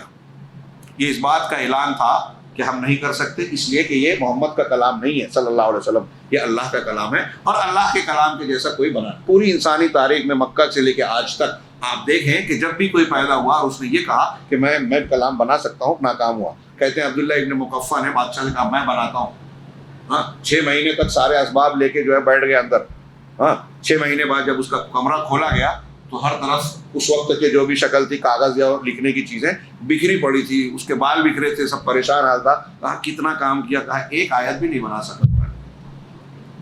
ایک آیت سنی، کہا کہ ایک آیت سننے کے بعد مجھے لگا کہ نہیں، اس کے جیسا کلام نہیں بنایا جا سکتا۔ ایسا کوئی ایک واقعہ نہیں ہے۔ ویسیو ہے شاہ فیصل سے، وہ برطانیہ کا ایک سرجن ڈاکٹر تھا، اس نے کئی مسلمانوں سے کہا، میں نے صراط مستقیم جو برمنگھم سے شائع ہوتا ہے، لمبا واقعہ چھپا تھا سالوں پہلے، کئی جگہوں پر میں نے پڑھا، تو اس نے کہا کہ میں کئی مسلمانوں سے پوچھا کہ قرآن چیلنج کرتا ہے اس جیسا کلام کوئی نہیں بنا سکتا؟ ہاں کہا میں تو بنا سکتا ہوں۔ پھر میں ان سے کچھ ڈسکشن کرتا تو مجھے مطمئن کرنے والا جواب ہی نہیں دیتے۔ ہاں گورنمنٹ کا برطانیہ نے ایک دن کہا کہ آپ کو شاہ فیصل سعودی عرب کے جو فرما روا ہیں وہ آ رہے ہیں، اور پروٹوکول کے مطابق جو کچھ ڈاکٹروں کو متعین کیا جاتا ہے، ٹیم آپ کو متعین کیا جا رہا ہے، اگر کوئی ضرورت پڑی تو آپ ان کا علاج کرنا ہے۔ ہاں میں نے سوچا کہ کاش موقع مل جائے۔ اب یہ تو اس مملکت سے آ رہا ہے جہاں مسلمانوں کا مرکز ہے، اس سے بھی سوال کروں گا، اگر انہوں نے جواب نہیں دیا تو پھر میں سمجھوں گا کہ قرآن کا یہ دعویٰ کھس کھسا ہے۔ ان شارٹ موقع بھی مل گیا، وہ کیا کہتے ہیں اس کو، اسٹریچر پر لیٹے ہوئے ہیں، چیک اپ کرتے کرتے اس نے پوچھا کہ میں ایک سوال کر سکتا ہوں کہ اسلام اور قرآن کے بارے میں؟ کہا بالکل کر سکتے ہو۔ تو اس نے کہا کہ قرآن یہ چیلنج کرتا ہے اس کے جیسا کلام کوئی نہیں لا سکتا؟ ہاں چیلنج کرتا ہے، اور پہلے دن سے کیا، کوئی آج تک جواب نہیں دے پایا۔ کہا لیکن مجھے تو لگتا ہے کہ میں جواب دے سکتا ہوں۔ شاہ فیصل اٹھ کے بیٹھ گئے اور اس سے مسکرا کے پوچھے کہ کیا تم عربی زبان جانتے ہو؟ تو کہا کہ ان کا یہ سوال مجھے تیر کی طرح لگا۔ میں نے کہا نہیں، تو آپ یہ کیسے کہہ رہے ہو کہ اس کے جیسا بنا سکتا ہوں؟ اللہ کا کلام عربی میں ہے، اللہ نے جو عربی میں اتارا، آپ جو پڑھ کر کہہ رہے ہیں وہ تو انسانوں کا ترجمہ ہے نا۔ ترجمے میں وہ فصاحت، بلاغت، گہرائی، معنویت، وہ ساری باتیں ہیں جو عربی میں ہے، جو اللہ کے کلام میں ہے، وہ ترجمے میں آئے گی کیا؟ ترجمہ تو انسان کا ہے نا۔ تو کہا بات میری سمجھ میں آ گئی۔ کہا اگر آپ اس چیلنج کو قبول کرنے، ٹھیک ہے پہلے آپ عربی سیکھیے اور اس کے بعد مجھ سے یہ بات کیجیے، اس کے جیسا کلام لا کے بتائیے، تب کہیے گا کہ میں ایسا کلام بنا سکتا ہوں۔ کہا میں نے آکسفورڈ یونیورسٹی کے شعبہ عربی کے ہیڈ آف دی ڈپارٹمنٹ سے بات کی، عربی کا ٹیوشن لیا، سال بھر عربی پڑھا، عربی پڑھتا گیا، قرآن پڑھتا گیا، اور 1 سال پورا ہوتے ہوتے میں اسلام لے آیا اور یقین کر لیا کہ ایسا کلام کوئی بنا ہی نہیں سکتا۔ جب عربی سیکھی تو یہ پتہ چلا کہ اس کے جیسا کلام ایسے کوئی ایک تو نہیں۔ مولانا وحید الدین خان نے ایک واقعہ بتایا کہ ایک انگریز نے، ڈاکٹر نے کسی مسلمان سے کہا کہ عالم سے کہا کہ ایسا ایسا ہے، بات کافی ہوئی، پھر اس کے بعد کہا کہ چلو کوئی ایک بات کہو اور اس کو ہم اپنے طور سے عربی میں بناتے ہیں، پھر دیکھیں گے قرآن کیا کہتا ہے۔ تو جہنم بہت بڑی ہے، یہ بات ہم کو کہنی ہے۔ انہوں نے 20-21 جملے عربی میں بنائے کہ جہنم ایسی ہے، جہنم ویسی ہے، جہنم بہت بڑی ہے، یہ ہے، یہ ہے، یہ ہے، یہ سارے جملے بنا دیے۔ کہا اب ہم نے، مولانا صاحب نے کہا کہ آپ نے بنا لیا، کچھ اور جملہ بچا ہے کہ آپ بنا سکتے ہو؟ کہا نہیں بس یہ ہو گیا۔ تو کہا اب ہم قرآن میں دیکھیں کہ جہنم کی وسعت بیان کرنے کے لیے قرآن کیا کہتا ہے۔ تو سورہ قاف کی آیت پر پہنچے، یوم نقول لجہنم هل امتلأت وتقول هل من مزید، کہ اس دن ہم جہنم سے کہیں گے کہ کیا تو بھر گئی؟ تو وہ کہے گی کہ اور ہے کیا، مزید ہے کیا؟ اس نے کہا ہاتھ توڑ دیا، کہا واقعی یہ جو کہا، اس سے جہنم کی کتنا بھی بھر دیا جائے وہ کہے گی اور ہے کیا۔ اب اس سے جو جہنم کی کشادگی ظاہر ہو رہی ہے، کہا ہمارے کسی جملے میں، کوئی انسان کے کلام میں آ ہی نہیں پائے گی۔ بہرحال اس طریقے سے یہ قرآن جو ہے معجزہ ہر اعتبار سے ہر زمانے میں۔ اچھا، جس زمانے میں جس فن کا زور رہا، یہ بھی ایک پوائنٹ نوٹ کیجئے گا دماغ میں، کہ عرب کے لوگوں میں جب نازل ہوا، فصاحت و بلاغت کے اعلیٰ معیار پہ تھے، زبان دانی کے، دوسروں کو گونگا بولتے تھے، ان کو چیلنج کیا۔ اس کے بعد تاریخ کے مختلف زمانوں میں جب جس علم کا دور تھا، جب فلسفہ اور منطق کا دور آیا، علم حیات کا دور آیا، کوئی اور علم آیا، آج کا سائنسی دور ہے، میڈیکل لائن، نفسیات کی تحقیقات ہو رہی ہے، ابھی IT لائن چل رہی ہے، جس فن کا ماہر ہو اس فن کے حساب سے جب قرآن کا مطالعہ کرتا ہے تو اش کرتا ہے، حیرت زدہ رہ جاتا ہے کہ برس کی تحقیق جہاں پہنچاتی ہے انسان کو، پتہ چلتا ہے کہ 1400 سال پہلے اس کا نتیجہ قرآن میں موجود ہے۔ یہ ہوائی بات نہیں ہے، کتابیں بھری پڑی ہے۔ لماذا اسلمنا، ہم مسلمان کی ہوئے کتاب ہی ہے، اس کا ترجمہ بھی ہوا ہے۔ بہت سارے یورپ اور امریکہ کے پڑھے لکھے لوگ، مختلف فنون اور علوم کے ماہرین نے جو قرآن کا مطالعہ کر کے اسلام قبول کیا وہ اس طرح کی چیزیں بیان کرتے ہیں۔ بہرحال قرآن نے یہاں یہ چیلنج کی، یہاں خبر دی کہ انسان اور جنات سب مل کے بھی اس جیسا کلام نہیں بنا سکتے، یہ خبر ہے، اور قرآن کی 10ویں آیت میں لوگوں کو چیلنج ہے۔ یہ چیلنج نزول کے وقت سے لے کر قیامت تک قائم رہے گا، اور کوئی اس جیسا کلام پیش نہیں کر پائے گا۔ یہ قرآن چیخ چیخ کر کہہ رہا ہے کہ اگر آپ کو ہدایت چاہیے تو یہ اللہ کا معجزہ، سب سے بڑا نبی پاک صلی اللہ علیہ وسلم کی نبوت اور حقانیت کا معجزہ جو لوگوں کو، ساری انسانیت کو حق کی دعوت دے رہا ہے، موجود ہے۔ اگر کوئی ماننا چاہتا ہے تو یہ کافی ہے۔ اسی طرح ایک آیت میں وَلَقَدْ صَرَّفْنَا لِلنَّاسِ فِي هَذَا الْقُرْآنِ مِنْ كُلِّ مَثَلٍ فَأَبَىٰ أَكْثَرُ النَّاسِ إِلَّا كُفُورًا۔ اسی سورہ کی آیت ہے کہ ہم نے اس قرآن میں لوگوں کے لیے مختلف چیزیں خوب پھیر پھیر کر بیان کی، ہر قسم کی مثالیں پھیر پھیر کر بیان کی ہیں، لیکن اکثر لوگ اس کو ماننے سے انکار کرتے ہیں، کفر اور انکار کے علاوہ ماننے کو تیار نہیں ہیں۔ اگر قرآن کوئی دیانتداری سے، ایمانداری سے پڑھے، حق کی تلاش ہے، تو اسے مایوسی نہیں ہوگی۔ اگر کوئی نہیں مان رہا ہے تو اس آیت کے مطابق اس کے اندر کفران ہے۔ اسی طرح قرآن کا دور، یعنی قرآن کا کیا کردار ہے، آیت نمبر 105 اور 106 میں وَبِالْحَقِّ أَنزَلْنَاهُ وَبِالْحَقِّ نَزَلَ وَمَا أَرْسَلْنَاكَ إِلَّا مُبَشِّرًا وَنَذِيرًا۔ حق کے ساتھ ہم نے اس کو اتارا ہے، اور حق کے ساتھ یہ قرآن اترا ہے، اور آپ کو ہم نے بشیر و نذیر بنایا۔ اسی طرح 106 آیت میں کہا وَقُرْآنًا فَرَقْنَاهُ لِتَقْرَأَهُ عَلَى النَّاسِ عَلَى مُكْثٍ، کہ ہم نے قرآن کو تھوڑا تھوڑا واضح کر کے اتارا ہے تاکہ آپ لوگوں کے سامنے علی مکث، ٹھہر ٹھہر کر تدریج کے ساتھ جو ہے لوگوں کے سامنے پڑھے۔ وَنَزَّلْنَاهُ تَنزِيلًا، اور ہم نے اس قرآن کو بتدریج نازل کیا، مختلف حالات میں، واقعات میں کے تناظر میں، تاکہ لوگوں کی سمجھ میں آئے۔ سورہ ابھی کل آیت پڑھی گئی، ان لوگوں نے کہا، کفار کا ایک اعتراض تھا کہ قرآن کو اکٹھا کیوں نہیں نازل، جملۃ واحدہ، سورہ فرقان کی آیت کل پڑھی گئی تھی، اکٹھا اللہ تعالیٰ نے قرآن کو کیوں نازل نہیں کیا؟ تو اللہ نے جواب دیا کذالک لنثبت بہ فؤادک، ہاں ہم نے اس کو ایسے ہی نازل کیا، جیسے یہاں کہا تھوڑا تھوڑا نازل کیا، تاکہ آپ کے دل کو اس پر جما دے۔ یہ قرآن کو باقی رہنا تھا، اس کے معنی مفہوم کو مضبوط بنانا تھا، اس لیے تھوڑا تھوڑا نازل کر کے اس کی تعلیم کو، اس کے معنی و مفہوم کو واضح کیا گیا، مضبوط بنایا گیا۔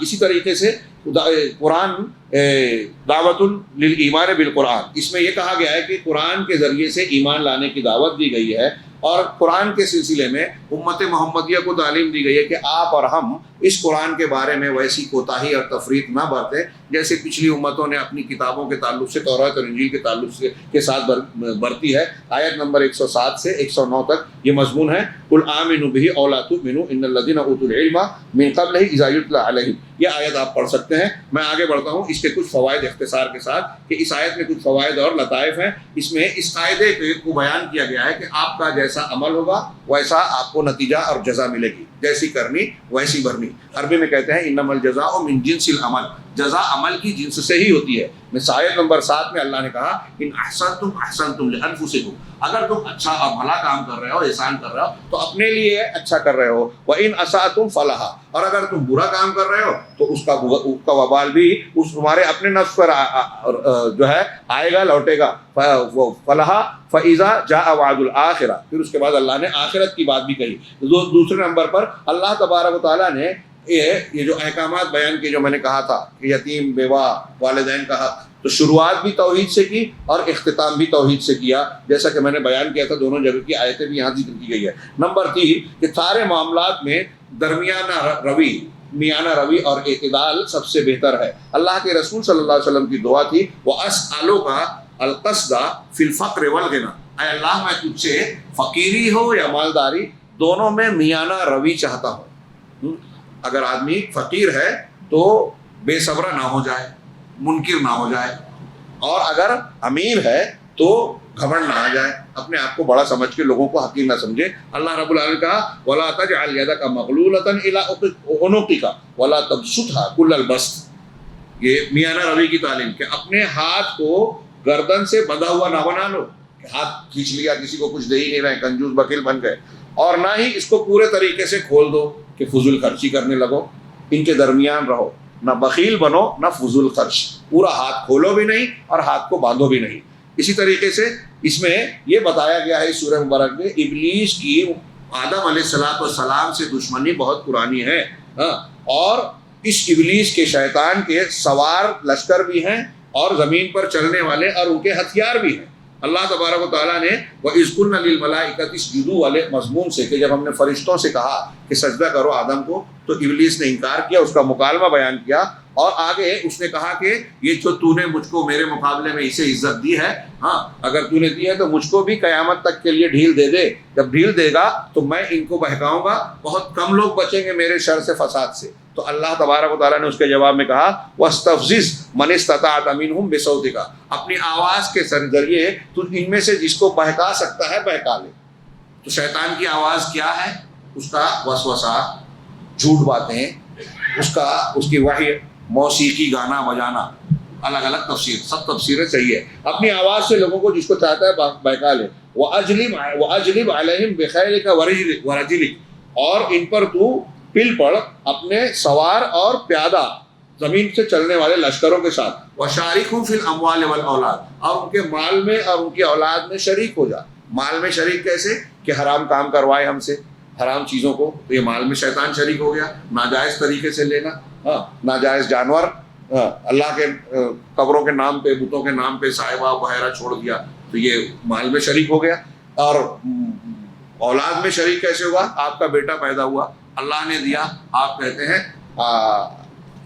کیا وہ خواجہ کا بخشا ہوا ہے، تو اس کے خواجہ بخش نام رکھ دیا، خواجہ کا دیا ہوا، یا عبد النبی نام رکھ دیا، نبی کا بندہ پیدا کیا اللہ نے، اولاد دیا اللہ نے، آپ نام رکھے ہو، اس کی بندگی کی نسبت کر رہے ہیں مخلوق کی طرف، یہ شیطان کو شریک کر رہے ہیں، شیطان اولاد میں شریک ہو رہا ہے۔ ایسی اور بھی کئی شکلیں ہیں، حرام کام، زنا کاری، ہاں زنا کاری کر رہے ہیں۔ اور بعض علماء نے کہا ہم بستری کے وقت اگر آپ نے اللہ کا نام نہیں لیا تو بھی شیطان کے اثرات آپ کے ساتھ لگ جائیں گے، اس لیے میاں بیوی جب ملیں تو اللہ کا نام لے، جو آداب طریقہ دعا بتائی گئی ہے اس کو اختیار کر لیں۔